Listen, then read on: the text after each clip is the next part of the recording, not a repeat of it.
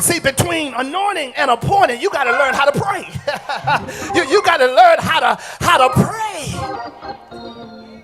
So David is out here with these sheep, and the sheep are being attacked. He has to learn how to pray in seclusion. He got to learn how to pray through his struggles, because once God puts you in leadership position, you got to know how to already stand. You can't be weak and wobbly when God has appointed you. And the only way you're going to get that is you got to have already started your prayer life. Tell your neighbor, say, you got to pray, you got to pray, you got to pray. Yeah, look, the misery of struggle taught him that prayer must be forged, but it also taught him that pain has fringe benefits. That pain has fringe benefits. Yeah, see, if you don't go through times of struggle, you never learn the benefits of pain. But pain. I wish I had some honest folk up in here. I wish I had 2 or 3 folk that's been through a thing or two, that you thought that thing was going to take you out, but the real testimony is that it made you stronger.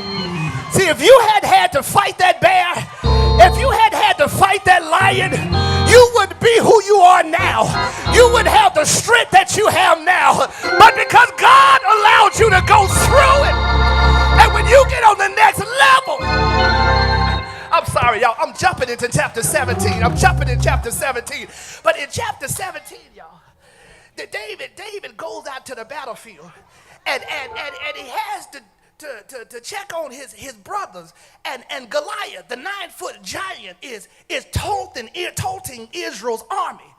They're running scared, y'all, but David is the only one that ain't scared.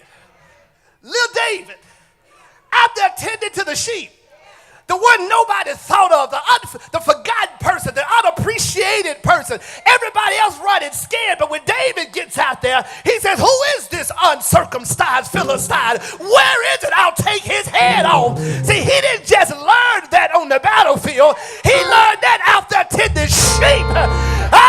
He learned how to pray, and he learned that pain gonna make me better. Pain's not gonna destroy me. When God takes me through this, I'll be so much better. Come on and give him praise if you know I'm telling the truth.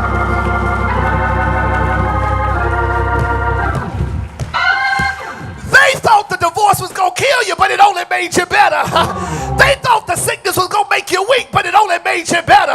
They thought when you lost your job, you were going to give up and throw in the towel, but it only made you better. Look at your neighbor, say, I'm stronger. I'm wiser. I'm better.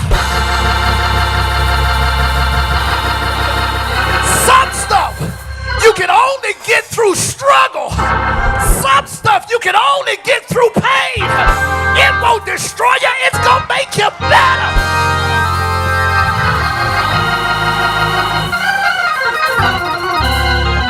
When I was a youngster and I was training in karate, my instructor would line us up. I'm about to hit you. My instructor would line us up, and he would stand on our toes so that we couldn't move.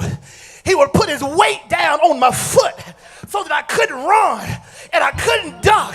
And he would stand close to me and he would slap me. And he would give me permission to slap him back. Then he would slap me harder, and he would give me permission to slap him harder. I wanted to flinch, but he was standing on my foot. And after a while, he got me accustomed to being hit. He would really hit me. My face would be red. My eyes would be watered with tears, but I couldn't go nowhere. I had to stand there and take it. And he explained to us later, he said, if you can take pain in the dojo, you can take it when you're on the street. If you scared to get hit in the dojo, somebody going through something right now. You trying to get out of it. You want to run, but you can't get away. Your face is red. Your eyes is filled with tears. you that pain had benefits. Give it praise for your struggle. Give it praise for your struggle. Give it praise.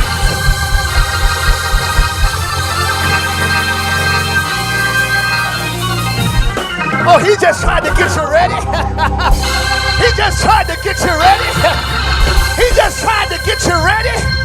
He just tried to get you ready. You've been anointed, but you ain't been appointed yet. Oh, tell your neighbor, when God gets through with me, when God gets through with me, when he gets through making me, get through molding me, get through shaping me, get through building me. Yeah! Yeah! Yeah! Yeah!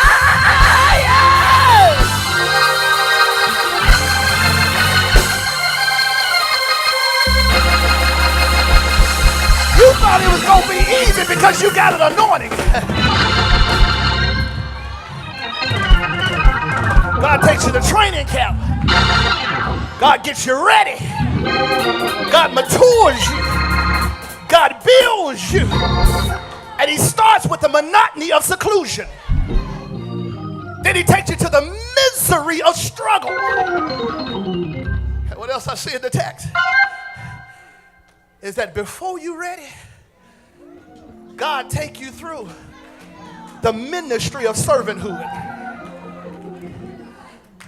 The ministry of servanthood. Don't tell your neighbor, say, you ain't ready yet. You got to learn how to deal with the monotony of seclusion. You got to learn how to deal with the misery of struggle. It's God's making process. And then ultimately, you got to learn how to deal with the ministry of servanthood. Here is David. He's tending sheep, y'all. He's been anointed king, but ain't got no platform. Ha! Sheep. He's the next king, but he's tending sheep. And not only must he tend the sheep, he got to protect the sheep. He's out there fighting. His life is on the line for the sheep. And then watch this. Saul, the present king, the one who's in position. God's spirit has been taken from him. And God allows a tormenting spirit to be on King Saul. He still got the title.